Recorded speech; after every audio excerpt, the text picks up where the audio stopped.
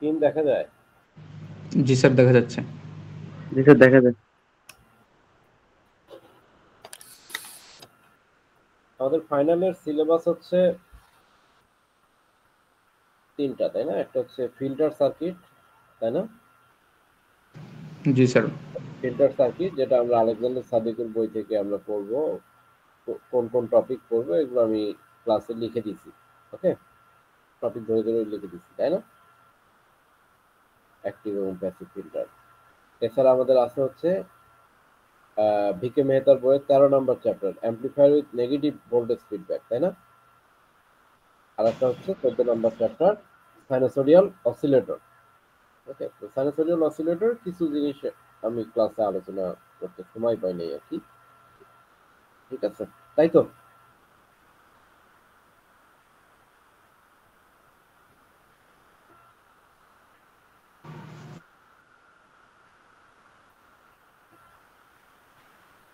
তো sinusoidal oscillator কি শুরু করছিলাম তো, তাই না? জি স্যার, শুরু করা হয়েছে। ওকে, তা আমি জাস্ট একটু মানে যেখানে আমি কাজ করতে সময় পাই নাই ওইখানে চলে যাব। তার আগে আমি শুরু থেকে একটু বেসিকটা আবার আলোচনা করতেছি। আমরা তো জানি যে সাইনোসোডিয়াল অসিলেটর হচ্ছে একটা sine wave generator, sinusoidal signal generator. That means যেটা সাইনোসোডিয়াল সিগন্যাল জেনারেট করতে পারা যায় এই অসিলেটর দ্বারা, এবং desired frequency hertz to 7 megahertz পর্যন্ত। তো সাইনোসোডিয়াল অসিলেটরের কিছু অ্যাডভান্টেজ আছে। আমরা তো জানি যে আমাদের যে জেনারেটর আছে বা অল্টারনেটর আছে, অল্টারনেটর থেকেও কিন্তু আমরা সাইনোসোডিয়াল সিগন্যাল আমরা পেতে পারি।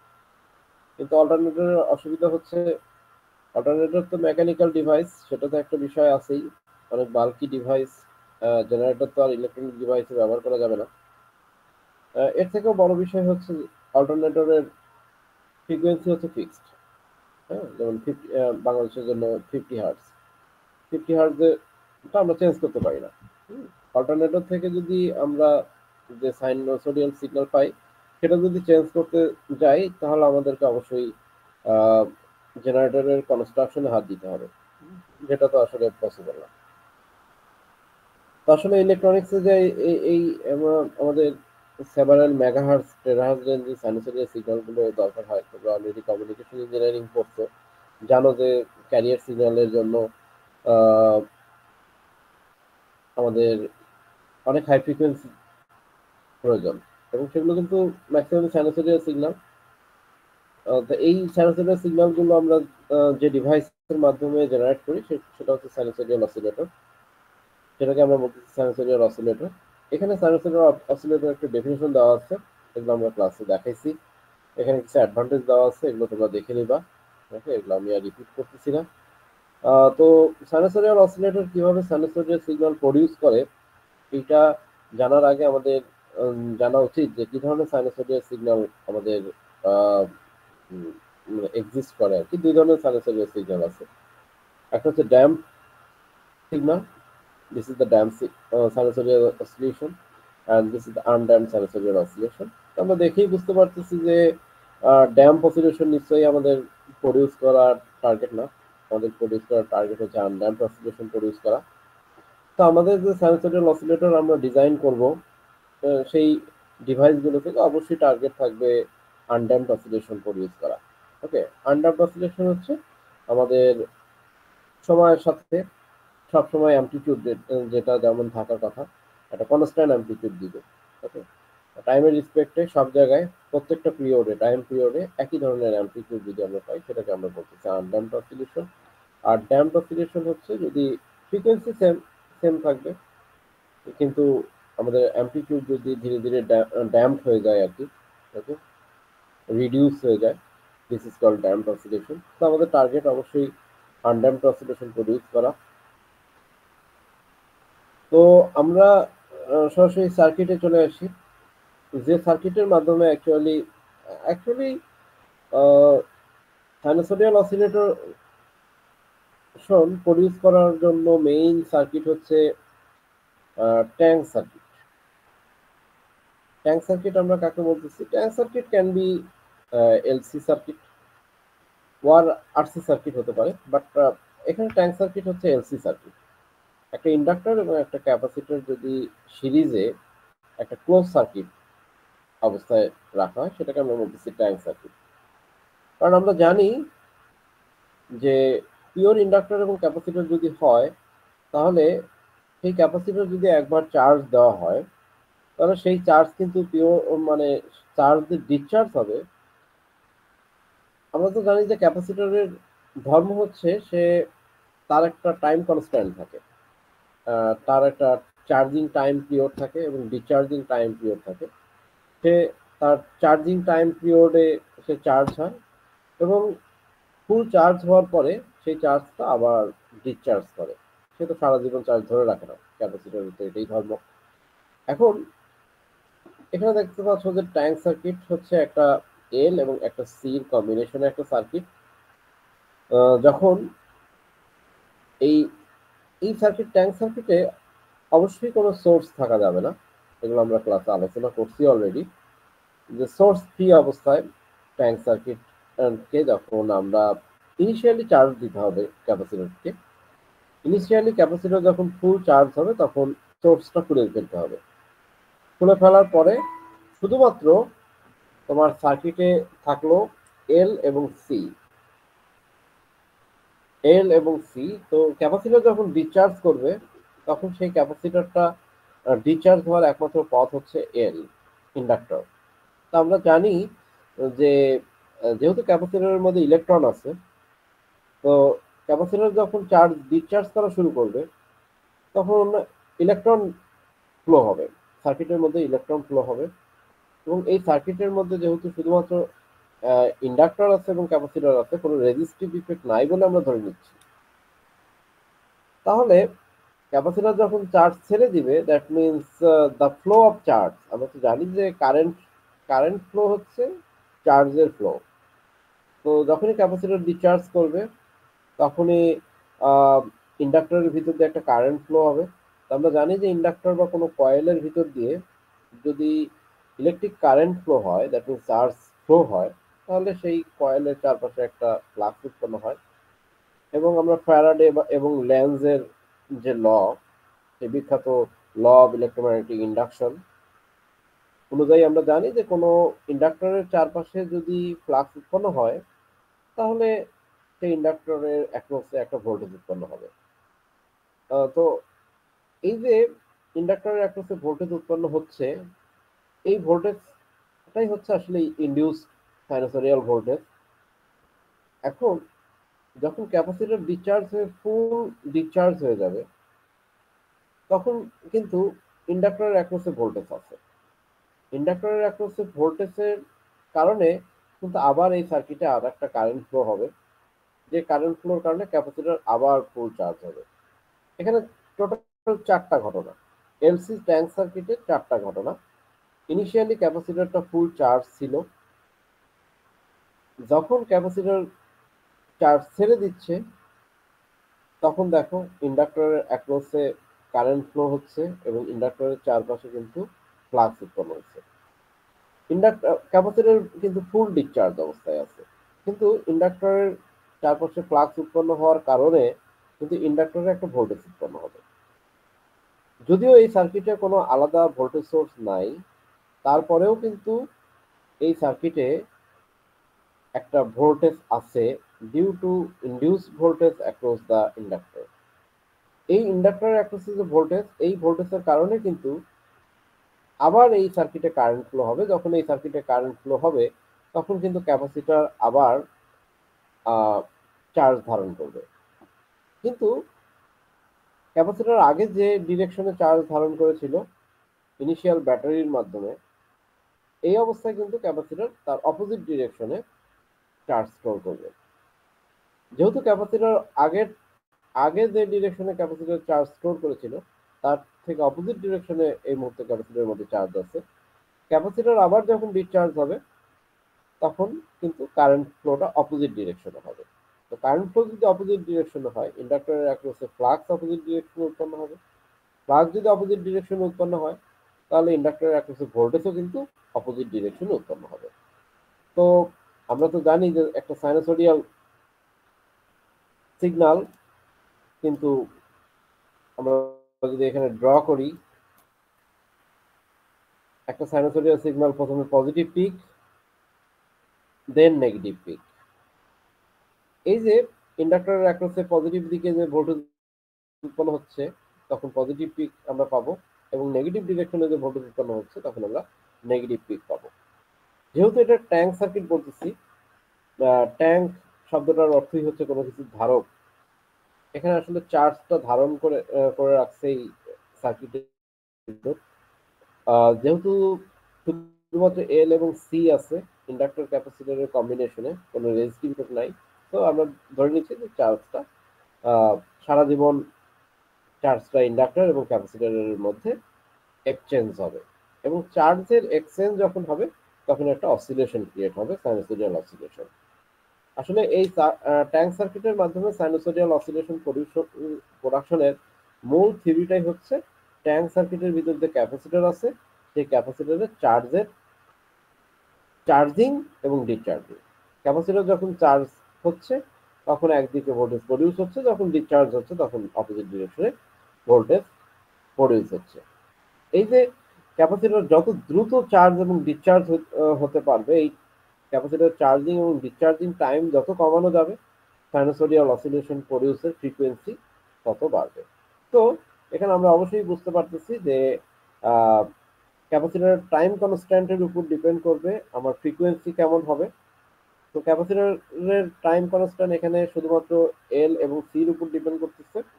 তো আমরা এখান থেকে আমি বলতেই পারি যে এই ট্যাঙ্ক সার্কিট থেকে যে যে সাইনোসোডিয়াল সিগন্যাল উৎপন্ন হবে তার ফ্রিকোয়েন্সি অফ অসিলেশন হচ্ছে 1/2/√LC। এখানে এল এবং সি হচ্ছে টাইম কনস্ট্যান্ট। আমরা তো বললামই যে যত দ্রুত চার্জের আদান প্রদান হবে তত হাই ফ্রিকোয়েন্সি জেনারেট হবে, কারণ ক্যাপাসিটর যত দ্রুত চার্জ হবে এবং যত দ্রুত ডিসচার্জ করবে তত দ্রুত পজিটিভ পিক এবং নেগেটিভ পিক উৎপন্ন হবে। আমরা জানি যে মানে আমাদের ফ্রিকোয়েন্সি ডেফিনেশন কি? ফ্রিকোয়েন্সি ডেফিনেশন হচ্ছে একক সময়ে এক সেকেন্ডে যতগুলো পূর্ণ সাইকেল সম্পন্ন করবে। এখন তুমি যদি 1 সেকেন্ডে যদি ক্যাপাসিটর 100 বার যদি চার্জ ডিসচার্জ হয় তাহলে ফ্রিকোয়েন্সি যত হবে, 1 সেকেন্ডে যদি ক্যাপাসিটর 1000 বার চার্জিং ডিসচার্জিং করতে পারে তাহলে ফ্রিকোয়েন্সি তার 1000 মানে যদি 1 সেকেন্ডে 100 বার চার্জ ডিসচার্জ হয় তাহলে যত ফ্রিকোয়েন্সি জেনারেট হবে, 1 সেকেন্ডে যদি 1000 বার চার্জিং ডিসচার্জিং হয় তাহলে তার 10 টাইম হায়ার ফ্রিকোয়েন্সি জেনারেট হবে। তো কত হাই ফ্রিকোয়েন্সি জেনারেট হবে এটা ডিপেন্ড করবে যে আমার এলসি ট্যাঙ্ক সার্কিট, মূলত এল এবং সির কম্বিনেশনে যে ট্যাঙ্ক সার্কিটটা আছে সেই ট্যাঙ্ক সার্কিটের মধ্যে কত দ্রুত চার্জের আদান প্রদানটা হচ্ছে।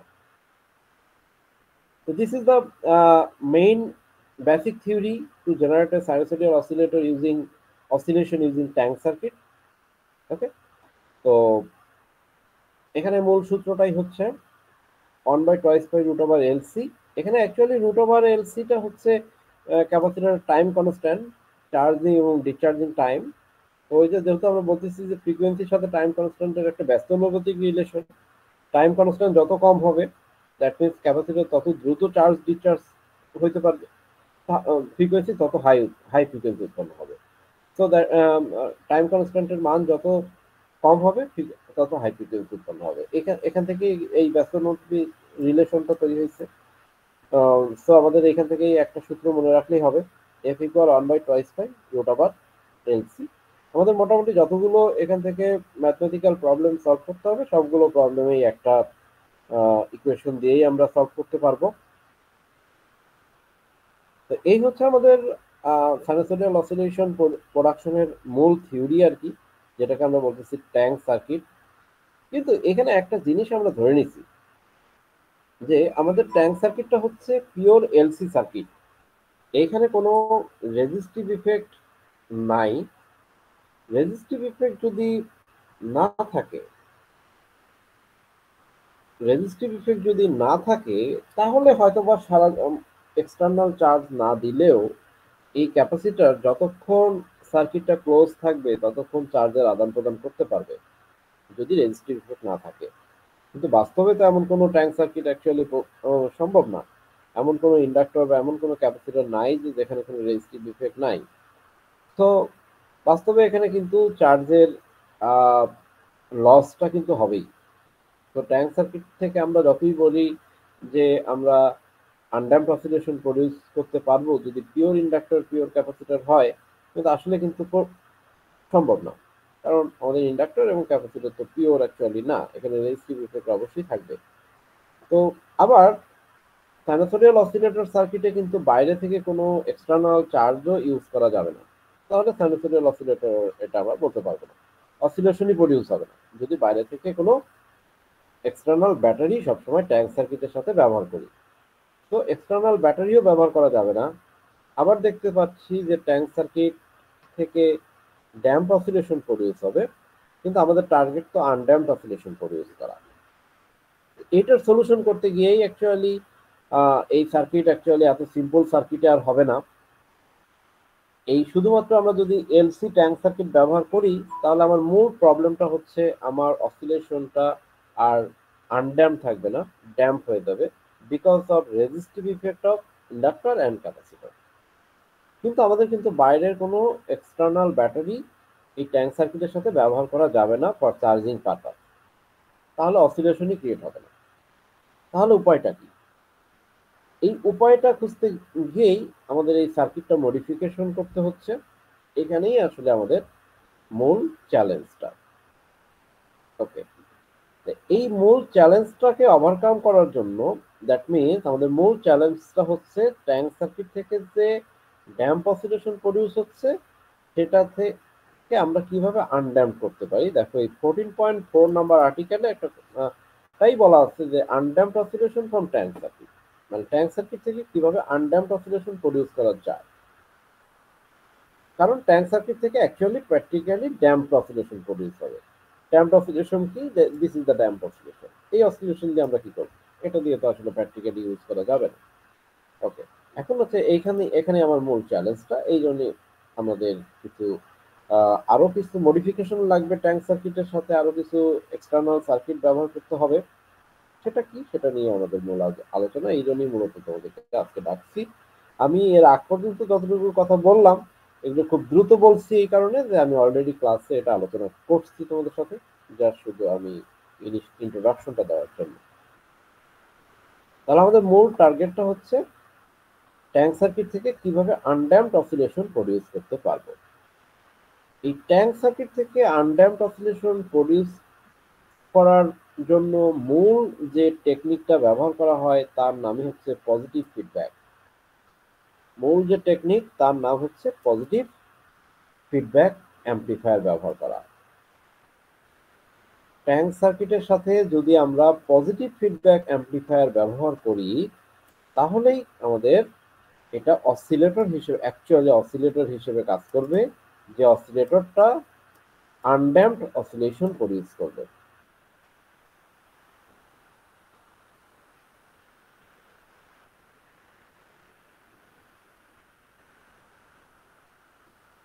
তাহলে আমাদের ট্যাঙ্ক সার্কিটের সাথে যদি আমরা পজিটিভ ফিডব্যাক অ্যাম্পলিফায়ার ব্যবহার করি তাহলে ট্যাঙ্ক সার্কিটটা অ্যাকচুয়ালি অসিলেটর হিসেবে কাজ করবে এবং এটা আনড্যাম্পড অসিলেশন প্রডিউস করবে। তো এখন আমাদের অ্যাট ফার্স্ট জানা উচিত যে what is the positive feedback. Positive ফিডব্যাকটা কি? পজিটিভ ফিডব্যাক হচ্ছে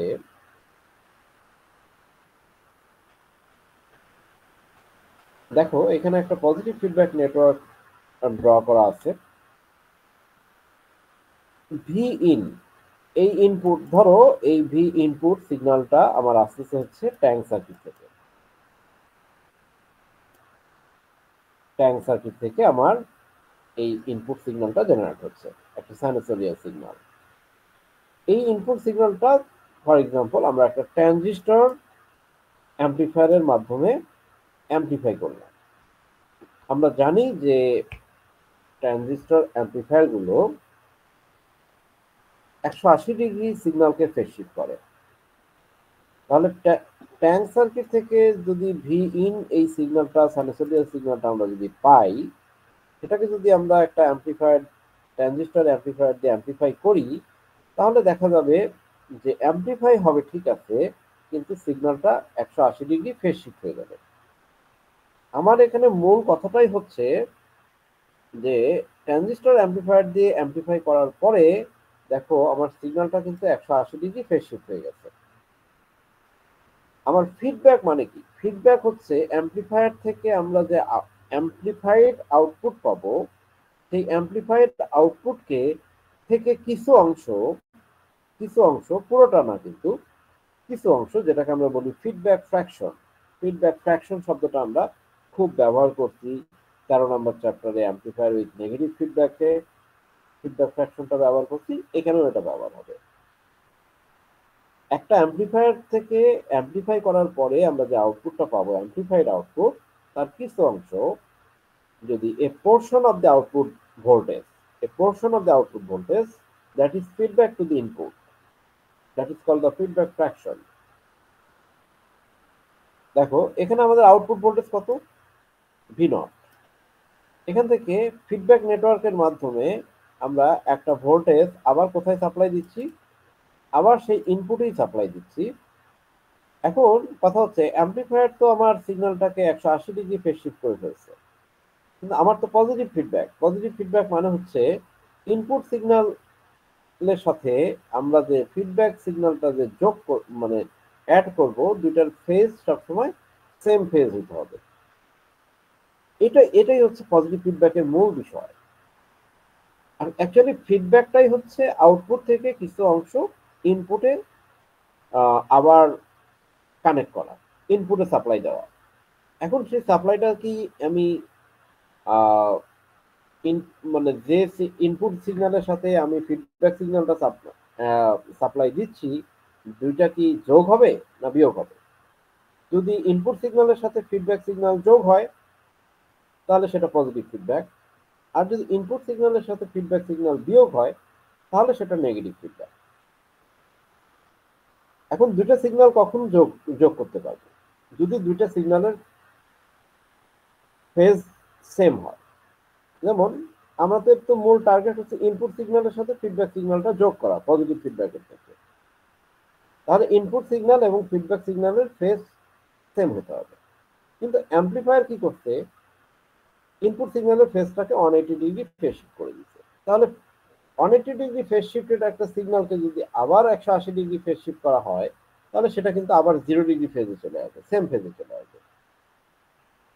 এই কারণে পজিটিভ ফিডব্যাক করতে হলে ফিডব্যাক নেটওয়ার্কের মাধ্যমে আবার 180 ডিগ্রি ফেজ শিফট করে তারপরে কিন্তু ইনপুটের সাথে ফিডব্যাক কানেক্ট করতে হবে।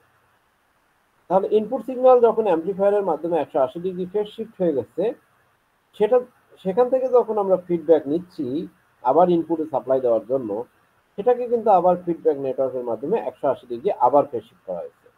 তাহলে ইনপুট সিগন্যাল একবার 180 ডিগ্রি ফেজ শিফট হয়েছে, সেই 180 ডিগ্রি ফেজ শিফটের সিগন্যাল থেকে ফিডব্যাক নেটওয়ার্কের মাধ্যমে আবার 180 ডিগ্রি ফেজ শিফট যখন করা হবে, করে যখন আমরা আবার সেই ইনপুটে সাপ্লাই দিচ্ছি ফিডব্যাক ভোল্টেজ,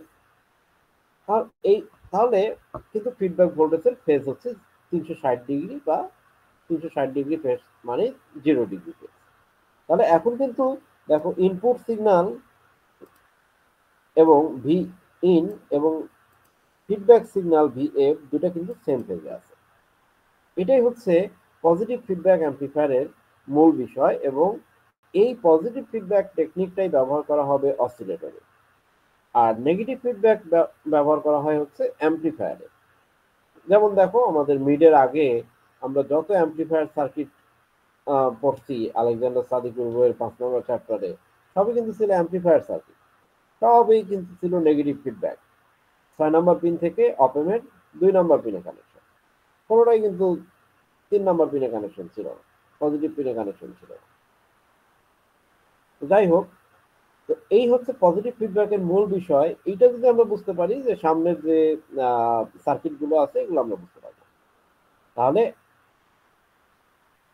পজিটিভ ফিডব্যাক আমরা কিভাবে অ্যাপ্লাই করব অসিলেটরে, আমরা এইখানে এই ফিগারটা দিয়ে আমরা বুঝতে পারবো। এই ফিগারে এইটা হচ্ছে আমাদের ট্যাঙ্ক সার্কিট। এই ট্যাঙ্ক সার্কিট থেকেই কিন্তু মূলত সাইনোসোডিয়াল অসিলেশনটা প্রডিউস হচ্ছে। এবং এই ট্যাঙ্ক সার্কিট কত ফ্রিকোয়েন্সি সাইনোসোডিয়াল সিগন্যাল প্রডিউস হবে সেটা কিন্তু ডিপেন্ড করবে শুধুমাত্র এই ট্যাঙ্ক সার্কিটের উপর, এবং তার ফ্রিকোয়েন্সি হচ্ছে 1/2/√LC। কিছুক্ষণ আগে আমরা একটা ইকুয়েশন দেখলাম, অন্য কোনো কিছুর উপর কিন্তু ডিপেন্ড করবে না। কিন্তু এই শুধুমাত্র যদি ট্যাঙ্ক সার্কিটের থেকে আমরা সাইনোসোডিয়াল সিগন্যাল জেনারেট করতাম, তাহলে কিন্তু আমাদের ড্যাম্প অসিলেশন প্রডিউস হতো, আনড্যাম্প অসিলেশন প্রডিউস হতো না। এই কারণে আমরা কি করছি, ট্যাঙ্ক সার্কিট থেকে যে সিগন্যালটা আমরা পাচ্ছি সেটা আমরা একটা ট্রানজিস্টর অ্যাম্পলিফায়ারের মাধ্যমে অ্যাম্পলিফাই করতেছি। কিন্তু আমরা দেখতে পাচ্ছি যে ট্রানজিস্টর অ্যাম্পলিফায়ার কি করে, ট্যাঙ্ক সার্কিট থেকে যে সিগন্যালটা জেনারেট হয় তাকে 180 ডিগ্রি ফেজ শিফট করে দিচ্ছে।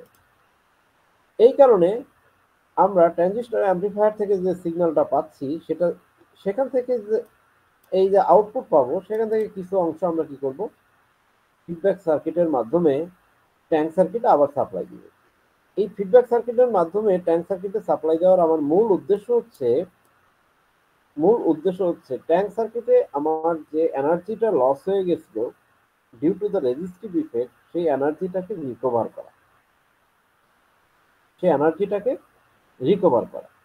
এখন ট্যাঙ্ক সার্কিটের এনার্জি রিকভার করার জন্য ট্রানজিস্টর অ্যাম্পলিফায়ার থেকে যে আউটপুটটা পাচ্ছি সেটা থেকে আমরা ফিডব্যাক সার্কিটের মাধ্যমে কিছু অংশ আবার ট্যাঙ্ক সার্কিটে সাপ্লাই দিচ্ছি।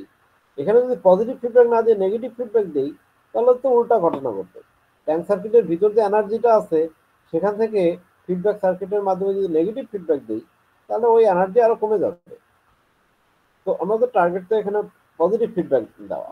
এই কারণে ট্রানজিস্টর অ্যাম্পলিফায়ার থেকে যে আউটপুটটা পাচ্ছি সেই আউটপুট যেহেতু 180 ডিগ্রি ফেজ শিফটেড, এই কারণে ফিডব্যাক সার্কিটের মাধ্যমে আবার এটাকে 180 ডিগ্রি ফেজ শিফট করে দিচ্ছি। তাহলে এই এলসি ট্যাঙ্ক সার্কিট থেকে যে সিগন্যালটা আমরা পাইছিলাম সেটা কিন্তু 0 ডিগ্রি ফেজ শিফট, সেটা কিন্তু কোনো ফেজ শিফট ছিল না। ট্যাঙ্ক সার্কিটের ট্রানজিস্টর অ্যাম্পলিফায়ার দিয়ে অ্যাম্পলিফাই করার পরে এটা কিন্তু 180 ডিগ্রি ফেজ শিফট হয়ে গিয়েছিল। এই বাট আমার কিন্তু ফিডব্যাকের মাধ্যমে যে ভোল্টেজটা দিব সেটা ট্যাঙ্ক সার্কিটের মধ্যে যে সিগন্যালটা আছে তার সেম ফেজ হতে হবে। ট্যাঙ্ক সার্কিটের সিগন্যালটা হচ্ছে 0 ডিগ্রি ফেজে আছে, ট্রানজিস্টর যেহেতু 180 ডিগ্রি ফেজ শিফট করে দিচ্ছে, তাহলে এটাকে ফিডব্যাক সার্কিটের মাধ্যমে আবার 180 ডিগ্রি ফেজ শিফট করলে টোটাল ফেজ শিফট কত হবে, 360 ডিগ্রি। 360 ডিগ্রি ফেজ শিফট মানে কিন্তু 0 ডিগ্রি ফেজ। আমরা জানি 360 ডিগ্রি ফেজ যেটা সেটাই হচ্ছে 0 ডিগ্রি ফেজ। তো ট্যাঙ্ক সার্কিটের মধ্যে যে সিগন্যালটা ছিল সেটাও কিন্তু 0 ডিগ্রি ফেজে ছিল, আর ফিডব্যাকের মাধ্যমে যে সিগন্যালটা যাচ্ছে সেটাও কিন্তু এখন 0 ডিগ্রি ফেজ। সো আমরা এই ধরনের ফিডব্যাককে আমরা বলতেছি পজিটিভ ফিডব্যাক। এইটা হচ্ছে এই পুরা যে সার্কিট এটা হচ্ছে complete circuit of sinusoidal oscillator. শুধুমাত্র ট্যাঙ্ক সার্কিট যদি ব্যবহার করতাম তাহলে এখানে তো ড্যাম্প অসিলেশন পড়ে যেত। সো এটা তো করা যাবে না। কি করতে হবে, ট্যাঙ্ক সার্কিট থেকে যে সিগন্যালটা পাচ্ছি সেটাকে একটা অ্যাম্পলিফায়ার দিয়ে অ্যাম্পলিফাই করতে হবে। সেই অ্যাম্পলিফাইড সিগন্যাল থেকে কিছু অংশ, পুরোটা না, এই কারণেই তো ফিডব্যাক সার্কিট ব্যবহার করা হচ্ছে। Feedback circuit is actually A voltage divider circuit. মানে ট্রানজিস্টর অ্যাম্পলিফায়ার থেকে যে ভোল্টেজটা আমরা পাচ্ছি তাকে কিছুটা ডিভাইড করে কিছু অংশ আমরা ফিডব্যাক সার্কিটের মাধ্যমে আবার সেই ট্যাঙ্ক সার্কিটে সাপ্লাই দিব। এখানে কিন্তু বাইরে থেকে কোনো এনার্জি আমরা ট্যাঙ্ক সার্কিটে দিচ্ছি না। ট্যাঙ্ক সার্কিটে যে এনার্জিটা প্রডিউস হচ্ছিল সেই এনার্জিটাকেই ট্রানজিস্টর দ্বারা অ্যাম্পলিফাই করে আমরা সেই অ্যাম্পলিফাইড সিগন্যাল থেকে কিছু অংশ আমরা ফিডব্যাক সার্কিটের মাধ্যমে আমরা আবার ট্যাঙ্ক সার্কিটেই সাপ্লাই দিচ্ছি। তোমরা সামনের যে সার্কিটগুলো আছে এগুলো বোঝার জন্য তোমরা আমার এই কথাটা, তোমরা তো ভিডিও রেকর্ড হচ্ছে, তোমরা এই কথাটা মানে মনোযোগ দিয়ে বোঝার চেষ্টা করবে যে শুধুমাত্র ট্যাঙ্ক সার্কিট থেকে যদি আমরা সাইনোসোডিয়াল সিগন্যাল প্রডিউস করতাম তাহলে আমাদের কিন্তু ড্যাম্প অসিলেশন প্রডিউস হতো, বাট আমাদের টার্গেট হচ্ছে আনড্যাম্পড অসিলেশন প্রডিউস করা। আনড্যাম্পড অসিলেশন কি সেটা তোমরা অলরেডি জানো, যে আমাদের অ্যামপ্লিটিউডটা যেন সবসময় কনস্ট্যান্ট থাকে। ওকে, আনড্যাম্পড অসিলেশন প্রডিউস করার জন্য আমরা কি করতেছি, ট্যাঙ্ক সার্কিটের ভিতর রেজিস্টিভ ইফেক্টের কারণে যে এনার্জিটা ক্যাপাসিটরের চার্জ ডিসচার্জের সময় লস হয়ে গিয়েছিল, সেই এনার্জিটাকে আমরা বাইরে থেকে সাপ্লাই না দিয়ে ট্যাঙ্ক সার্কিটের ভিতরে প্রডিউস এনার্জিকে ট্রানজিস্টর অ্যাম্পলিফায়ার দ্বারা অ্যাম্পলিফাই করে সেখান থেকে কিছু অংশ ফিডব্যাক সার্কিটের মাধ্যমে আমরা আবার ট্যাঙ্ক সার্কিটে সাপ্লাই দিচ্ছি to minimise the loss of the energy in the tank circuit. কিন্তু এইখানে একটা শর্ত হচ্ছে, আমরা যে ট্যাঙ্ক ফিডব্যাক সার্কিটের মাধ্যমে যে ফিডব্যাক ভোল্টেজটা ট্যাঙ্ক সার্কিটে সাপ্লাই দিচ্ছি সেটার ফেজ অবশ্যই হইতে হবে ট্যাঙ্ক সার্কিটের ভিতরে যে সিগন্যাল জেনারেট হচ্ছে তার ফেজের সেম ফেজ, এটা যেটাকে আমরা বলতেছি পজিটিভ ফিডব্যাক। কিন্তু আমরা দেখতে পাচ্ছি যে ট্যাঙ্ক সার্কিটের ভিতরে যে এনার্জিটা প্রডিউস হচ্ছে বা যে ভোল্টেজটা প্রডিউস হচ্ছে, আমরা ভোল্টেজই বলি, এনার্জি না বলে ভোল্টেজই বলি, ট্যাঙ্ক সার্কিটের ভিতরে যে ভোল্টেজটা উৎপন্ন হচ্ছে সাইনোসয়েডাল ভোল্টেজ, সেটা কিন্তু 0 ডিগ্রি ফেজে ছিল। বাট ট্রানজিস্টর অ্যাম্পলিফায়ার দিয়ে আমরা যখন অ্যাম্পলিফাই করছি, আমরা জানি যে ট্রানজিস্টর 180 ডিগ্রি ফেজ শিফট করে। তোমরা যখন ট্রানজিস্টর ইলেকট্রনিক্স ওয়ানে পড়ছো তখনও তোমরা খুব ভালোভাবে এটা জানার কথা। ট্রানজিস্টরের মাত্রই 180 ডিগ্রি ফেজ শিফট করে। এখন ট্রানজিস্টর থেকে 180 ডিগ্রি ফেজ শিফটের সিগন্যাল যদি আমরা ডিরেক্টলি দেই তাহলে তো এটা নেগেটিভ ফিডব্যাক হয়ে যাবে। এই কারণে আমরা কি করতেছি, ফিডব্যাক সার্কিটের মাধ্যমে 180 ডিগ্রি ফেজ শিফটের সিগন্যালকে আবার 180 ডিগ্রি ফেজ শিফট করে তারপর সাপ্লাই দিচ্ছি।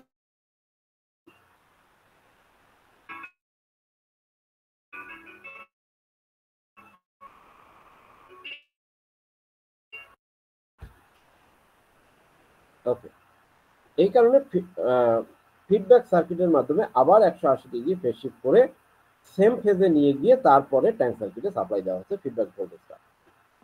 এইটা হচ্ছে মূল বিষয়। ওকে, এই যে আমাদের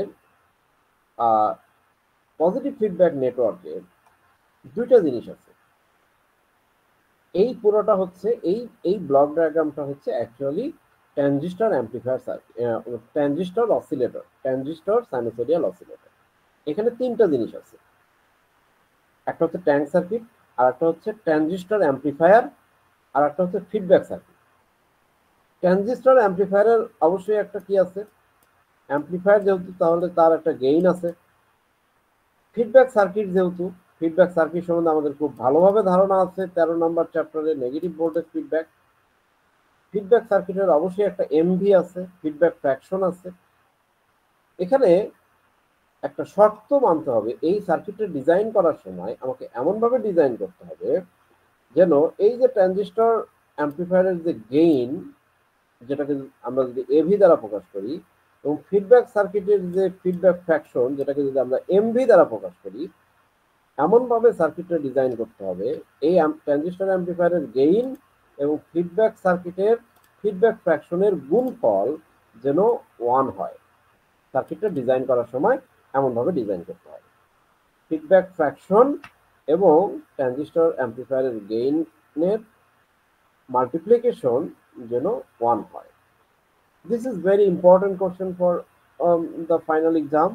এই যে শর্তটা, এই শর্তর নাম হচ্ছে বার্ক-হুসেন ক্রাইটেরিয়া। বার্ক-হুসেন ক্রাইটেরিয়া। তোমাকে যদি পরীক্ষায় বলা হয় যে explain Barkhausen criteria for a sinusoidal oscillator, sinusoidal অসিলেটরের জন্য বার্ক-হুসেন ক্রাইটেরিয়াটা এক্সপ্লেইন করে, তাহলে কি বলবে? এই MV into AV equal 1, this is the Barkhausen criteria. শুধু এইটুকু বললেই তো আর হবে না, এটাকে এক্সপ্লেইন তো করতে হবে। What is MV? তো সেক্ষেত্রে তোমাকে অবশ্যই এই ব্লক ডায়াগ্রামটা দিয়ে তোমাকে বলতে হবে যে এখানে এমভিটা হচ্ছে ফিডব্যাক সার্কিটের ফিডব্যাক ফ্র্যাকশন এবং এভিটা হচ্ছে ট্রানজিস্টর অ্যাম্পলিফায়ারের গেইন। এই দুটার গুণফল যদি 1 হয় তাহলেই এই সিস্টেম থেকে, এই সার্কিট থেকে আনড্যাম্পড সাইনোসয়েডাল অসিলেশন প্রডিউস হবে এবং এইটাকে বলা হচ্ছে বার্ক-হুসেন ক্রাইটেরিয়া। ওকে, আমি কোনো কোশ্চেনে যাচ্ছি না, যেহেতু তোমরা রেকর্ড করতেছো, তোমরা পরে একটু দেখে নিও। তো তোমরা এই বারকুশন ক্রাইটেরিয়াটা খুব ভালোভাবে দেখবে আর কি, এই এক্সপ্লেনেশনটাও দেখবে। মূলত বারকুশন ক্রাইটেরিয়া হচ্ছে এই সিস্টেমের অ্যাম্প্লিফায়ারের গেইন এবং ফিডব্যাক সার্কিটের ফিডব্যাক ফ্র্যাকশনের গুণফল হচ্ছে যদি 1 হয় তাহলে সেটাকে আমরা বলতেছি বারকুশন ক্রাইটেরিয়া। এটার কিছু ম্যাথমেটিক্যাল এক্সপ্লেনেশন আছে এবং কিছু গ্রাফিক্যাল এক্সপ্লেনেশন আছে। অবশ্যই তোমরা এই দুটো এক্সপ্লেনেশন পড়বে। যে তোমাকে যদি বলা হয় এক্সপ্লেইন বারকুশন ক্রাইটেরিয়া, তাহলে দিস ইজ দ্য বারকুশন ক্রাইটেরিয়া, এবং এটাকে তোমরা ম্যাথমেটিক্যালিও এক্সপ্লেইন করতে পারবে। আমি যে কথাগুলো বললাম সেগুলোই অ্যাকচুয়ালি ম্যাথমেটিক্যাল এবং গ্রাফিক্যাল এক্সপ্লেনেশন। যে বারকুশন ক্রাইটেরিয়া যদি আমরা ফলো করি তাহলে কেন আনড্যাম্পড অসিলেশন প্রডিউস হবে, এটা মূলত এখানে একটা এক্সাম্পল দিয়ে দেখানো আছে, বাট এটা খুব কেয়ারফুলি তোমরা পড়বে। তাহলে এখান থেকে আমরা দুটো জিনিস দেখলাম। একটা হচ্ছে অ্যাকচুয়ালি সাইনোসোডিয়াল সিগন্যাল প্রডিউস করার জন্য মূল সার্কিট হচ্ছে ট্যাঙ্ক সার্কিট, অসিলেশন প্রডিউস করার মূল দায়িত্ব হচ্ছে ট্যাঙ্ক সার্কিটের। কিন্তু ট্যাঙ্ক সার্কিট যেহেতু রেজিস্টিভ ইফেক্টের কারণে ড্যাম্প অসিলেশন প্রডিউস করে, সেহেতু ট্যাঙ্ক সার্কিটে একটা পজিটিভ ফিডব্যাক অ্যাম্প্লিফায়ারের মাধ্যমে ট্যাঙ্ক সার্কিটে এনার্জি সাপ্লাই দিতে হবে। এখানে আমরা দেখলাম ট্যাঙ্ক সার্কিটের প্রডিউস এনার্জিটাকে প্রথমে ট্রানজিস্টর অ্যাম্প্লিফায়ারের মাধ্যমে অ্যাম্প্লিফাই করে ফিডব্যাক সার্কিটের মাধ্যমে একটা অংশ আবার ট্যাঙ্ক সার্কিটে সাপ্লাই দিতে হবে। কিন্তু এই ফিডব্যাকটা হবে অবশ্যই পজিটিভ ফিডব্যাক। পজিটিভ ফিডব্যাক না হলে কিন্তু অসিলেটর কাজ করবে না। অ্যাম্প্লিফায়ার যেমন নেগেটিভ ফিডব্যাক ছাড়া কাজ করবে না, একইভাবে পজিটিভ ফিডব্যাক ছাড়া কিন্তু অসিলেটর কাজ করবে না। তো অসিলেটরের মূল থিওরিটাই হচ্ছে পজিটিভ ফিডব্যাক। পজিটিভ ফিডব্যাক কি? ট্যাঙ্ক সার্কিটের ভিতর যে প্রডিউস এনার্জি বা প্রডিউস ভোল্টেজের যে ফেজ এবং ফিডব্যাক সার্কিটের থেকে যে সিগন্যালটা যাচ্ছে তার ফেজ সেম ফেজ হতে হবে। এবং সেই সেম ফেজ কিভাবে করবো সেটা হচ্ছে মূল বিষয়। তো এই শুধু এটা হলেই হবে না, শুধু এই সিস্টেমটা হলেই হবে না, এই সিস্টেমের সাথে আর একটা ক্রাইটেরিয়া ফলো করতে হবে, সেটাকে আমরা বলছি বারকুশন ক্রাইটেরিয়া। যদি তাই ফলো করি তাহলে আনড্যাম্পড অসিলেশন প্রডিউস হবে। বারকুশন ক্রাইটেরিয়া হচ্ছে এই অসিলেটরের যে অ্যাম্প্লিফায়ার আছে, এই অ্যাম্প্লিফায়ার এবং ফিডব্যাক সার্কিটের যেটার গুণফল 1 হলে এটাকে আমরা বারকুশন ক্রাইটেরিয়া বলতেছি। এটার ম্যাথমেটিক্যাল এক্সপ্লেনেশন এবং গ্রাফিক্যাল এক্সপ্লেনেশনটা তোমরা একটু ভালো করে দেখবে। এখন আমরা কিছু অসিলেটরের কিছু প্র্যাকটিক্যাল সার্কিট দেখব, তাহলে তোমাদের বিষয়টা ক্লিয়ার হবে। আমরা অসিলেটরের বেশ কিছু প্র্যাকটিক্যাল সার্কিট আছে, তার মধ্যে নামগুলো আমি যদি বলি, টিউন কালেক্টর অসিলেটর। আসলে থিওরি আমি যা বললাম এটার উপর বেস করে, মূলত এই ব্লক ডায়াগ্রামের উপর বেস করে অসিলেটরের বেশ কিছু প্র্যাকটিক্যাল সার্কিট আছে যেগুলো বিভিন্ন ধরনের ইলেকট্রনিক্সে ব্যবহার করা হয়। এখানে টোটাল 6টা, এই বইয়ে 6টা অসিলেটর নিয়ে আলোচনা করা আছে। Tune collector oscillator, Colpitts oscillator, Hartley oscillator. এই 3টা অসিলেটর হচ্ছে ভেরি হাই ফ্রিকোয়েন্সি জেনারেট করার জন্য। আমাদের যদি গিগাহার্টজ টেরাহার্টজ রেঞ্জের আমাদের রেডিও স্টেশন বলো, FM radio station, television station, satellite station, হ্যাঁ, মোবাইলের বেস স্টেশনে যে অনেক হাই ফ্রিকোয়েন্সি জেনারেট করতে হয়, সেখানে এই 3টা অসিলেটর ব্যবহার করা হয়। আর অনেক সময় আমাদের লো ফ্রিকোয়েন্সি জেনারেট করতে হয়, সেই লো ফ্রিকোয়েন্সি জেনারেট করার জন্য এই যে নিচের 3টা অসিলেটর ব্যবহার করা হয়। এটা আমরা আপাতত দেখতেছি না, এটা আমাদের অন্য একটা কোর্স হচ্ছে মেজারমেন্ট এবং ইনস্ট্রুমেন্টেশন। মেজারমেন্ট এবং ইনস্ট্রুমেন্টেশন কোর্সে সাধারণত লো ফ্রিকোয়েন্সি অসিলেটর সম্বন্ধে ধারণা দেওয়া হয়। আমি এখানে হাই ফ্রিকোয়েন্সি অসিলেটর যেগুলো tune collector oscillator, Colpitts oscillator এবং হার্টলি অসিলেটর, এই 3টা অসিলেটরকেই সিলেবাসে, তোমাদের ফাইনালের সিলেবাসে আমি রাখছি। ওকে, তো তোমাদের ফাইনালের সিলেবাসের জন্য তোমরা tune collector oscillator, Colpitts oscillator এবং হার্টলি অসিলেটর, এই 3টা অসিলেটর পড়বা, বাকি 3টা অসিলেটর পড়ার দরকার নাই। এই 3টা হচ্ছে ভেরি হাই ফ্রিকোয়েন্সি অসিলেটর এবং এই অসিলেটর গুলো দিয়ে গিগাহার্টজ টেরাহার্টজ রেঞ্জ পর্যন্ত ফ্রিকোয়েন্সি জেনারেট করা যায়। নিচের অসিলেটর গুলো সাধারণত এত হাই ফ্রিকোয়েন্সি জেনারেট করা যায় না, এগুলো লাইট ফ্রিকোয়েন্সি জেনারেট করার জন্য, এগুলো অন্য একটা কোর্সে তোমাদের পড়ানো হয়। আমি একটা অসিলেটর একটু আলোচনা করি, এইটা তোমরা সবাই বুঝতে পারবে এবং ভেরি ইন্টারেস্টিং এটার অপারেশন। তোমরা যারা ঘুমাচ্ছ তারা একটু এটা খেয়াল করো আর কি। এটা একটা প্র্যাকটিক্যাল অসিলেটর সার্কিট, যেটার নাম হচ্ছে tune collector oscillator. Tune collector oscillator, এই পুরো সার্কিটটা মিলেই হচ্ছে অসিলেটর সার্কিট। কিন্তু এই পুরো সার্কিটের কিন্তু দায়িত্ব সাইনোসয়েডাল সিগন্যাল জেনারেট করার না। সাইনোসয়েডাল সিগন্যাল জেনারেট করার দায়িত্ব শুধুমাত্র ট্যাঙ্ক সার্কিটের। তোমরা কি কেউ বলতে পারবে এই পুরো সার্কিটের মধ্যে ট্যাঙ্ক সার্কিট কোনটা?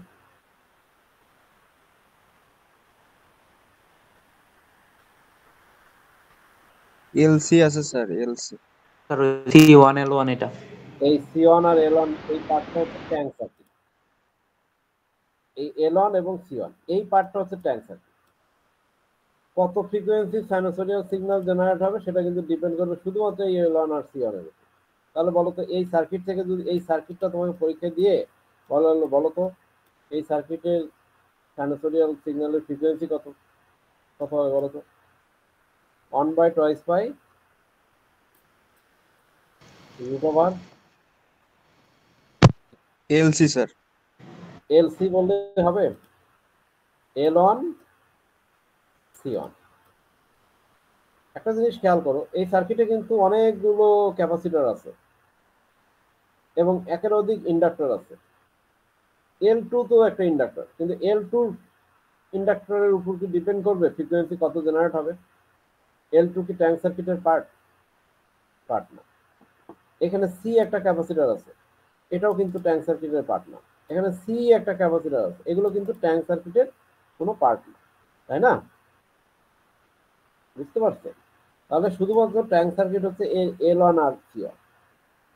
এখন ট্যাঙ্ক সার্কিটে তো ইনিশিয়ালি একটা চার্জ দিতে হবে, সেই চার্জ দেওয়ার জন্য তো একটা ব্যাটারি লাগবে। সেই ব্যাটারি কোনটা বলো তো? VCC sir. ভিসিসি। ভিসিসির সাথে একটা সুইচ ব্যবহার করা হচ্ছে। এই সুইচ দ্বারা বোঝানো হয়েছে যে ট্যাঙ্ক সার্কিটের এই ক্যাপাসিটর C1 কে একবার চার্জ দেওয়ার পরে এই সুইচটা অফ করে দেওয়া হবে, যেন আর ট্যাঙ্ক সার্কিট এই ব্যাটারি থেকে কোনো চার্জ নিতে না পারে। কিন্তু এই ব্যাটারি ট্যাঙ্ক সার্কিটকে চার্জ সাপ্লাই না দিলেও এই ব্যাটারির আর একটা কাজ আছে, যেটা সবসময় এই ব্যাটারি এই কাজটা করবে। এই ভিসিসিটা ব্যাটারি দুইটা কাজ করবে। একটা ট্যাঙ্ক সার্কিটের C1 ক্যাপাসিটরকে ইনিশিয়ালি চার্জ দেওয়ার কাজে, আর সেকেন্ড যে কাজটা করবে সেটা হচ্ছে এখানে যে একটা ট্রানজিস্টর আছে না, ট্রানজিস্টর কোনটা? এটা ট্রানজিস্টর না? এই ট্রানজিস্টর তো একটা আইসি, তাই না? কোনো আইসি কি ভিসিসি ভোল্টেজ ছাড়া অ্যাক্টিভ থাকবে? এই আইসিটাকে অ্যাক্টিভ রাখার জন্য এই ভিসিসি ভোল্টেজটা কাজ করবে, বায়াসিং করার জন্য। তাহলে এই ভিসিসি ভোল্টেজের দুইটা কাজ। একটা হচ্ছে ট্যাঙ্ক সার্কিটকে ইনিশিয়ালি চার্জ সাপ্লাই দেওয়া, একবার চার্জ দেওয়ার পরে এই এস যে সুইচটা আছে সুইচটা খুলে দিলে এই ট্যাঙ্ক সার্কিট আর এখান থেকে চার্জ নিতে পারবে না। কিন্তু এই ভিসিসিটা কিন্তু এখানে যে ট্রানজিস্টর ব্যবহার করা হয়েছে এই ট্রানজিস্টরকে বায়াসিং করার কাজে সবসময় ব্যবহার হবে। কারণ ট্রানজিস্টর যদি বায়াসিং করা না থাকে তাহলে কি ট্রানজিস্টর অ্যামপ্লিফাই করতে পারবে? করতে পারবে না। ওকে, এখন দেখো এই C1 ক্যাপাসিটরের মধ্যে যে চার্জটা থাকবে সেই চার্জটা তো কোথায় ছেড়ে দিবে বলো তো? L1 এ স্যার। L1 এ ছেড়ে দিবে। যখন L1 এ এই চার্জটা ছেড়ে দিবে তখন L1 এর চারদিকে একটা ফ্লাক্স উৎপন্ন হবে। এই ফ্লাক্সের কারণে এই L1 এর ঠিক পাশেই একটা আরেকটা ইন্ডাক্টর আছে L2। এই L1 এর ফ্লাক্সের কারণে কিন্তু L2 তে একটা মিউচুয়াল ইন্ডাকশনের কারণে L2 তেও একটা ভোল্টেজ উৎপন্ন হবে। শুধুমাত্র L1 এই ভোল্টেজ উৎপন্ন হবে না, মিউচুয়াল ইন্ডাকশনের কারণে কিন্তু L2 তে একটা ভোল্টেজ উৎপন্ন হবে। কারণ L2 তে যে ভোল্টেজ উৎপন্ন হবে, দেখো তো L2 টা কার সাথে কানেক্টেড? ট্রানজিস্টরের কোন টার্মিনালের সাথে কানেক্টেড? এটা হচ্ছে কি বেস, এটা হচ্ছে কালেক্টর, আর এটা হচ্ছে কি অ্যামিটার। এমিটার। তাহলে L2 তে যখন ভোল্টেজ উৎপন্ন হবে তখন L2 ভোল্টেজের কারণে বেসের ভিতরে একটা কারেন্ট ফ্লো হবে, যেটাকে আমরা বলতেছি বেস কারেন্ট। আমরা জানি ট্রানজিস্টরের বেসে যদি একটা কারেন্ট ফ্লো হয় এবং ট্রানজিস্টরটাকে যদি বায়াসিং করা থাকে তাহলে কালেক্টরের ভিতর দিয়েও একটা কারেন্ট ফ্লো করবে। সেই কারেন্টটা কত? সেই কারেন্টটা হচ্ছে বিটা আইবি। মানে বেসের ভিতর দিয়ে যদি আইবি কারেন্ট ফ্লো হয় তাহলে কালেক্টরের ভিতরে আইবি কত গুণ কারেন্ট ফ্লো করবে? বিটা গুণ, তাই না? এই বিটাই তো transistor amplification factor, current amplification factor. এখন দেখো তো এই ট্যাঙ্ক সার্কিটটা কোথায় লাগানো আছে ট্রানজিস্টরের? কোন টার্মিনালে? বেস, এমিটার না কালেক্টর? Collector sir. কালেক্টরে লাগানো আছে। তো যখনই বেস কারেন্ট ফ্লো হবে তখনই কালেক্টরের মধ্যে একটা কারেন্ট ফ্লো হবে। এই কালেক্টর কারেন্ট ফ্লো হওয়ার কারণে এই কালেক্টর কারেন্ট দিয়ে এই সিয়ন ক্যাপাসিটর আবার চার্জ হবে। তাহলে ট্যাঙ্ক সার্কিটের মধ্যে যে চার্জটা লস্ট হয়ে যাচ্ছিল ডিউ টু রেজিস্টিভ ইফেক্ট, সেটা কিন্তু এই কালেক্টর কারেন্ট দিয়ে এই লসটা মিনিমাইজ হবে। এখন এখানে আসো, এই যে এতক্ষণ আমি বকবক করলাম যে পজিটিভ ফিডব্যাকটা তাহলে কোথায়? পজিটিভ ফিডব্যাক মানে কি বললাম এতক্ষণ? ট্যাঙ্ক সার্কিটের ভিতরে যে সিগন্যালটা আছে তার ফেজ এবং ট্যাঙ্ক সার্কিটের ভিতর যে আবার সিগন্যালটা সাপ্লাই দিব তার ফেজ সবসময় সেম থাকতে হবে। L1 থেকে L1 এ তো L1 এর ভিতর যে ভোল্টেজটা উৎপন্ন হচ্ছে সেই ভোল্টেজের ফেজ আর L2 ফেজ কি একই হবে বলো তো? মিউচুয়াল ইন্ডাকশনের মাধ্যমে L1 থেকে L2 তে গেছে। আমরা জানি যে ট্রান্সফরমারের ক্ষেত্রে একটা কয়েল থেকে আরেকটা কয়েলে যখন ইন্ডাকশনের মাধ্যমে যায় তখন 180 ডিগ্রি ফেজ শিফট হয়। তাহলে L1 এ যে ট্যাঙ্ক সার্কিটের ভিতর যে সিগন্যালটা উৎপন্ন হচ্ছে সেখানে যে ফেজ হবে তার থেকে L2 তে যে সিগন্যালটা উৎপন্ন হচ্ছে তার ফেজ কত ডিগ্রি ফেজ শিফট হবে? 180 ডিগ্রি ফেজ শিফট হবে। এখন তার মানে আইবি কারেন্টের ফেজ কত ডিগ্রি ফেজ শিফট? 180 ডিগ্রি। আবার আমরা জানি যে ট্রানজিস্টর নিজেই কত ডিগ্রি ফেজ শিফট করে? 180 ডিগ্রি ফেজ শিফট করে। তাহলে L1 থেকে L2 তে মিউচুয়াল ইন্ডাকশনের মাধ্যমে যখন সিগন্যাল আসতেছে তখন কিন্তু 180 ডিগ্রি ফেজ শিফট হচ্ছে। আবার ট্রানজিস্টর কত ডিগ্রি ফেজ শিফট করতেছে? 180 ডিগ্রি ফেজ শিফট করতেছে। তাহলে দুটো মিলে টোটাল ফেজ শিফট কত? আইসি কারেন্টের ফেজ কত? আইবি কারেন্টের ফেজ হচ্ছে 180 ডিগ্রি, আইসি কারেন্টের ফেজ হচ্ছে 360 ডিগ্রি। তাহলে এই আইসি কারেন্টই তো এই ট্যাঙ্ক সার্কিটের ভিতর দিয়ে ফ্লো হচ্ছে। তাহলে ট্যাঙ্ক সার্কিটের ভিতরে সিগন্যালের ফেজ কত ছিল? 0 ডিগ্রি। আর এই মুহূর্তে ট্যাঙ্ক সার্কিটের ভিতর দিয়ে যে সিগন্যালটা সাপ্লাই হচ্ছে তার ফেজ কত? 0 ডিগ্রি। 360 ডিগ্রি মানেই 0 ডিগ্রি, তাহলে সেম ফেজ। সো ট্যাঙ্ক সার্কিটের ভিতর যে ফিডব্যাক সিগন্যালটা যাচ্ছে আইসির মাধ্যমে, আইসি কারেন্টের মাধ্যমে, সেটার ফেজ কিন্তু ট্যাঙ্ক সার্কিটের ভিতর যে সিগন্যালটা ছিল তার সেম ফেজ। এই কথাটাই আমি বারবার বলতেছি, এটাই হচ্ছে মূল বিষয়টা। ওকে, যে পজিটিভ ফিডব্যাক, যেটা তোমরা অবশ্যই এই সার্কিট যখন পড়বে তখন এই যে এই লাইন কয়েকটা পড়লেই তোমরা এটা বুঝতে পারবে।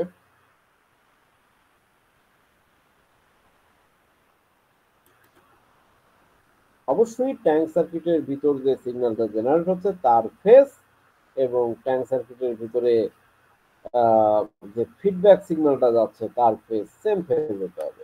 ওকে, এখানে L1 ট্যাঙ্ক সার্কিটের ভিতর যে সিগন্যালটা জেনারেট হচ্ছে সেখান থেকে L2 তে ফেজ হচ্ছে 180 ডিগ্রি, দ্যাট মিনস আইবি কারেন্টের ফেজ 180 ডিগ্রি, এবং ট্রানজিস্টর তো 180 ডিগ্রি ফেজ শিফট করেই।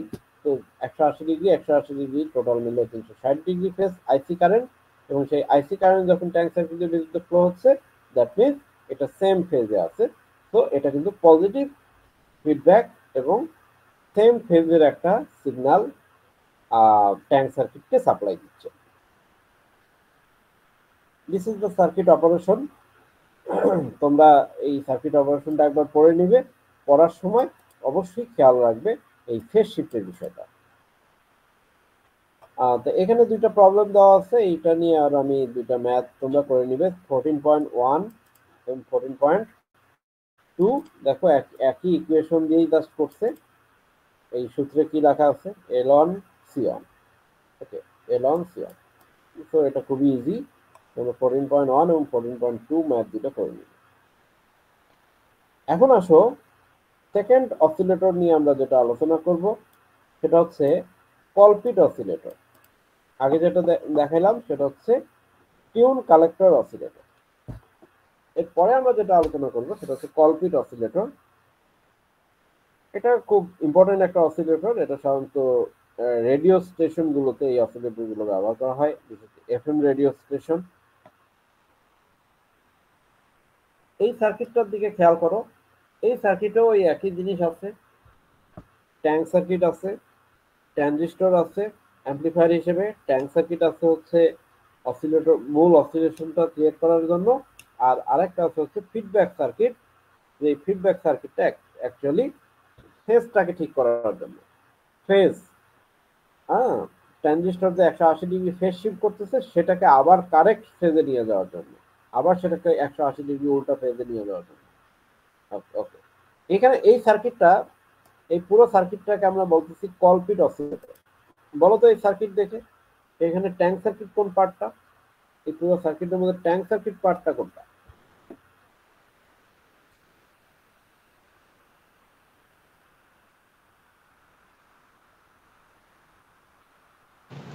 স্যার এই যে C1 C2 into L, ওই যে প্যারালালি L। আর এল, এই পার্টটা হচ্ছে ট্যাঙ্ক সার্কিট।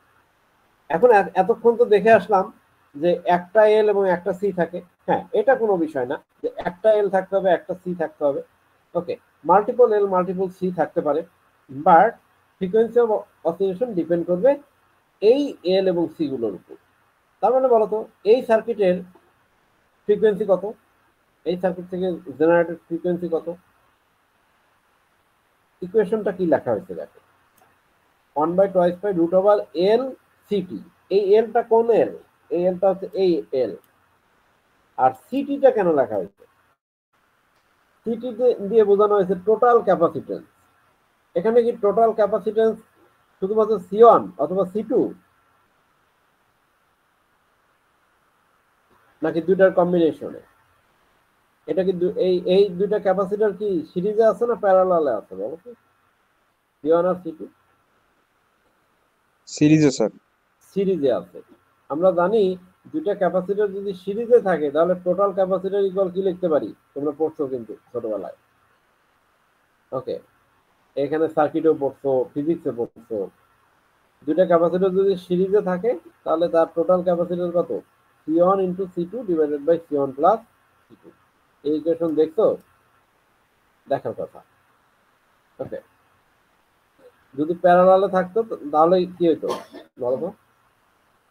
যদি প্যারালালে থাকতো দুইটা ক্যাপাসিটর তাহলে টোটাল ক্যাপাসিটর কি হতো?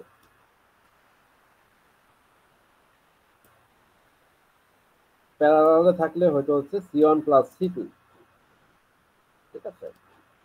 প্যারালালে থাকলে হয়তো C1 প্লাস C2, আর সিরিজে থাকলে এই ইকুয়েশন। এটা ফিজিক্সে দেখার কথা, হয়তো বা অনেকে দেখছো অথবা দেখো নাই, এটা নিয়ে আমি আর আলোচনায় যাচ্ছি না। ওকে, তো আমার এখানে টোটাল তাহলে আমার এখানে ইকুয়েশন তো একটাই, 1/2/√L C। এখানে এল তো এই এল, আর সি হচ্ছে এই C1 এবং C2 সিরিজ। টোটালটা কত? C1 into C2 divided by C1 plus C2। এটা কিভাবে আসলো এটা ফিজিক্সের বিষয়, আমি এখনো যাচ্ছি না। সার্কিট অনেক দেখার কথা, যদি না বোঝো আলেকজান্ডার সাদিকুর বইয়ের 6 নম্বর চ্যাপ্টার ক্যাপাসিটর, ওইখানে দেওয়া আছে কেন দুটা ক্যাপাসিটর সিরিজে থাকলে এই ইকুয়েশন হয়। ওকে, তো এই ইকুয়েশনটা ব্যবহার করে আমাদের ফ্রিকোয়েন্সি এখানে বের করতে হবে।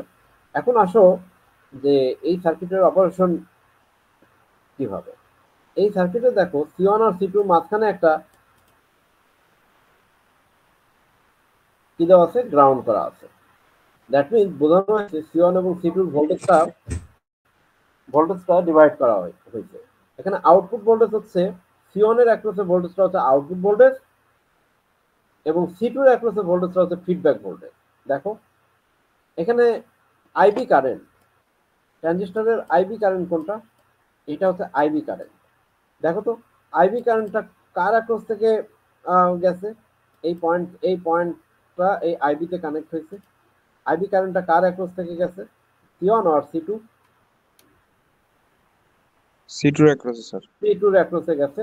কাজেই এবং সি1 এর অ্যাক্রসে ভোল্টেজটাকে আমরা বলতেছি আউটপুট ভোল্টেজ, আর সি2 এর অ্যাক্রসে ভোল্টেজটাকে বলতেছি ফিডব্যাক ভোল্টেজ। ওকে, যেটা কি আইবি তে কানেক্ট হয়েছে। ওকে, এখন দেখো তো একটা সার্কিটে একটা এল আছে, একটা সি1 আছে, একটা সি2 আছে। তোমরা কি জানো একটা ইন্ডাক্টর এবং একটা ক্যাপাসিটর সিগন্যালকে কত ডিগ্রি ফেজ শিফট করে?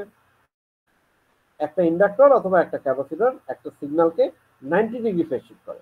ইন্ডাক্টরও 90 ডিগ্রি ফেজ শিফট করে, ক্যাপাসিটরও 90 ডিগ্রি ফেজ শিফট করে। তাহলে এই ইন্ডাক্টর এবং ক্যাপাসিটর মিলে এই দুটো তাহলে সি2 তে ক্যাপাসিটর থেকে যে ফিডব্যাক নেওয়া হচ্ছে, তাহলে আইবি কারেন্টের ফিডব্যাক হচ্ছে, আইবি কারেন্টের ফেজ হচ্ছে 180 ডিগ্রি। আইবি কারেন্টের ফেজ হচ্ছে 180 ডিগ্রি, কারণ সি1 90 ডিগ্রি ফেজ শিফট করছে, আবার সি2 90 ডিগ্রি ফেজ শিফট করছে, তাহলে দুটো মিলে টোটাল ফেজ শিফট হচ্ছে 180 ডিগ্রি। ওকে, অ্যাকচুয়ালি সি1 এবং সি2 এর মধ্যে ভোল্টেজ ডিভাইড হয়ে কিন্তু সি2 ভোল্টেজটা ফিডব্যাক হিসেবে কানেক্ট হচ্ছে। তাহলে আমাদের ফিডব্যাক ফ্র্যাকশন কি হবে? আমরা তো জানি ফিডব্যাক ফ্র্যাকশন হচ্ছে ফিডব্যাক ভোল্টেজ আর আউটপুট ভোল্টেজের রেশিও। এখানে ফিডব্যাক ভোল্টেজ কার অ্যাক্রসে ভোল্টেজ? সি2 এর অ্যাক্রসে ভোল্টেজ। আর আউটপুট ভোল্টেজ কার অ্যাক্রসে ভোল্টেজ? সি1 এর অ্যাক্রসে ভোল্টেজ। কাজেই VF divided by V output যদি আমরা লিখি, আসলে ক্যাপাসিটেন্সের উপর তো ভোল্টেজ ডিপেন্ড করবে না, ভোল্টেজ ডিপেন্ড করবে রিঅ্যাকটেন্সের উপর। তাহলে ভিএফটা ডিপেন্ড করবে এক্স সি2 এর উপর, সি2 ক্যাপাসিটরের রিঅ্যাকটেন্সের উপর, আর আউটপুটটা ডিপেন্ড করবে সি1 ক্যাপাসিটরের রিঅ্যাকটেন্সের উপর। তো আমরা জানি যে ক্যাপাসিটিভ রিঅ্যাকটেন্স ইকুয়াল কি? X equal 1 by J omega C. দেখো তোমরা একটা জিনিস খেয়াল করো যে ফিডব্যাক ফ্র্যাকশন হচ্ছে VF divided by V output, বুঝলাম এটা ঠিক আছে।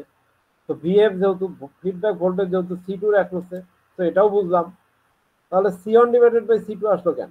সি2 বাই সি1 কেন আসলো না?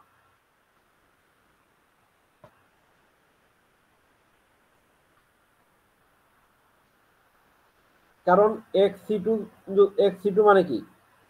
এক্স সি2 মানে কি? 1 বাই জে ওমেগা সি2। আর এক্স সি1 মানে কি? 1 বাই জে ওমেগা সি1, তাই না? ওই যে যেহেতু ইনভার্সলি প্রপোর্শনাল রিলেশনশিপ, সেহেতু এটা উপর নিচে হয়ে গেছে, তাই না? উপরে সি1 আর নিচে সি2, তাই না? সো এই সার্কিটের ফিডব্যাক ফ্র্যাকশন হচ্ছে সি2 ডিভাইডেড বাই সি1 না, সি1 ডিভাইডেড বাই সি2। ওকে, এটা একটা ইম্পর্টেন্ট। এখন দেখো এখানে যে ফিডব্যাক ভোল্টেজটা গেছে সেটা কিন্তু 180 ডিগ্রি ফেজ শিফট হয়ে গেছে বিকজ অফ সি1 এবং সি2 এর মধ্যে ভোল্টেজ ডিভাইডের কারণে। সি1 এবং সি2 এর মধ্যে ভোল্টেজ যখন ডিভাইড হয়েছে তখন 180 ডিগ্রি ফেজ শিফট হয়ে গেছে। ওই যে আমরা বললাম ট্রানজিস্টর নিজেই কি করে 180 ডিগ্রি ফেজ শিফট করে। তাহলে সি1 সি2 এর মধ্যে ভোল্টেজ ডিভাইড হওয়ার সময় 180 ডিগ্রি ফেজ শিফট হয়েছে, আর ট্রানজিস্টর নিজেই 180 ডিগ্রি ফেজ শিফট করছে। তাহলে এই পয়েন্টে এসে যে আইসি কারেন্টটা, এটা কত ডিগ্রি ফেজ শিফট হবে বলো? এখানে 180 ডিগ্রি ফেজ।